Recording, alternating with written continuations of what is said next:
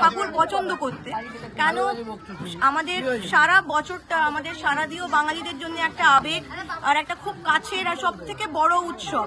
আর এই যে সমস্ত শিল্পীদের ছাড়া আমাদের দুর্গা মা, আমরা যেনাকে পুজো করি, যে চিন্ময় মুখকে আমরা পুরো গোটা বছর ওয়েট করি, এনাদের ছাড়া সেটা সম্ভব না। তাই জন্য ভাবলাম যে রং উৎসবে যদি ওনাদের দিয়ে রঙের স্টার্টিংটা করতে পারি, আমার পুরো বছরটা মানে সফল হবে।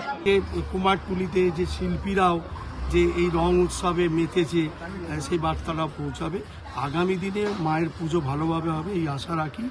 আর এই বসন্ত উৎসবকে আমরা সকল দর্শকদের বা ক্লাব কর্তৃপক্ষকে আমরা শুভেচ্ছা জানাই কুমারটুলির পক্ষ থেকে।